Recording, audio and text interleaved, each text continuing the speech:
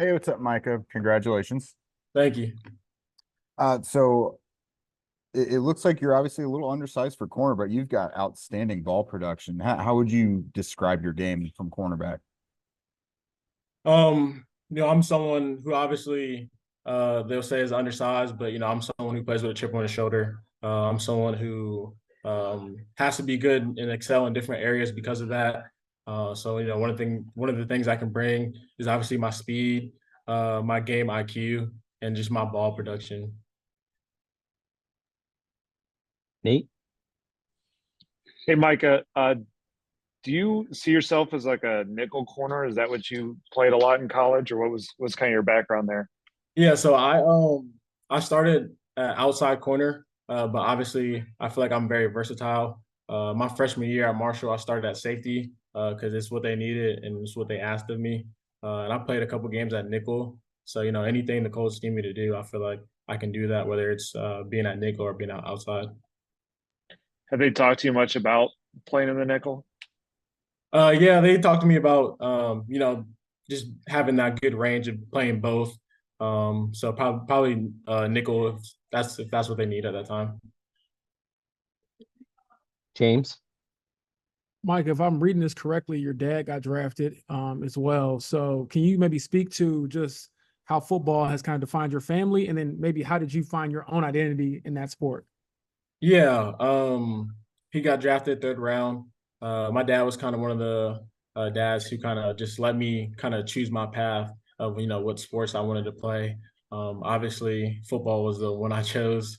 I just got football bloodlines. My cousin was Tim Jennings, who actually played for the Colts.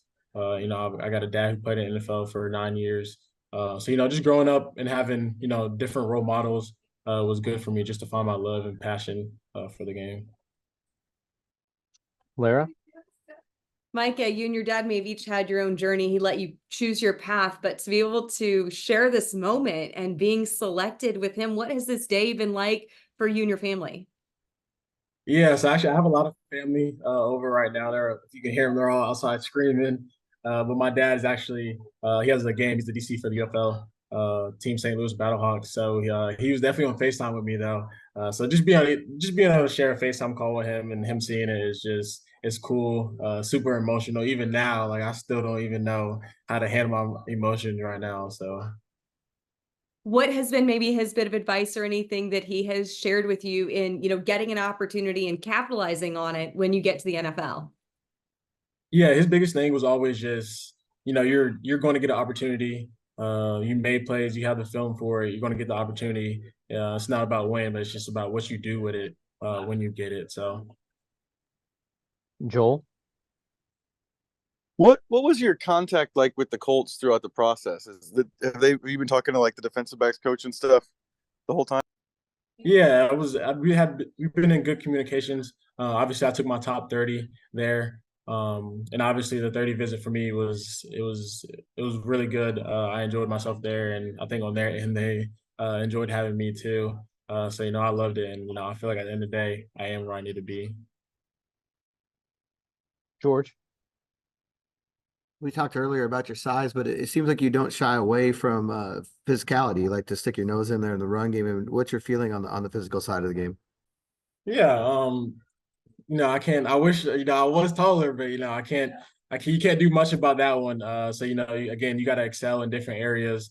And be better than most. I'm never the one to shy away from anything, whether it's getting the ball in the air, making a tackle. Yeah, I'm never one to shy away from any of it. Raven?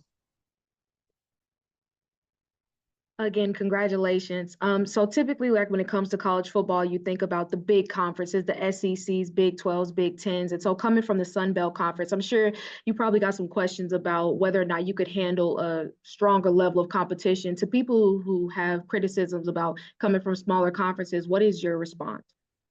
At the end of the day, football is football. It's definitely another level. But I played Power Five teams. I played the Notre Dames. I played the Virginia Tech. So I played teams. I've excelled and overachieved in those games with those teams. So football is football, and I'm a football player. So Couple more. Nate? Yeah, it was interesting you said that your cousin's Tim Jennings, because I was around him in Chicago, and he's basically the same size as you are, but he was known for just how many interceptions he could get. So have you trained with him much, or do you get any learn anything from the way he used to play? I have not trained with him much. When I took my coach visit, I was on a phone call with him for a little bit. But honestly, I have so many different football players in this family that I can get advice from, and obviously different techniques. So obviously, all my role models, I go to them, ask questions. If it comes up a technique problem, then I ask them what should I do. But I have a lot of people in my corner, so. Last one, Jake. Got a quick two-parter for you. So you mentioned your speed as being an asset, but I wasn't able to track it down. What was your best 40 time during this pre-draft process? My 40 for pro day was a 4.4. Okay. And then the second one, the Colts have a nickel corner here, Kenny Moore, who, he's around that 5'9" range. The Colts have made him the highest paid slot defender in the league twice. Is he someone whose game you're familiar with? I am obviously, coming in, being a shorter corner. If they want to move me to nickel, then I plan on having him as a great guy to look up to and learn a lot from. But yeah, they have great DBs there, and a lot of people that I can look up to and learn the game more.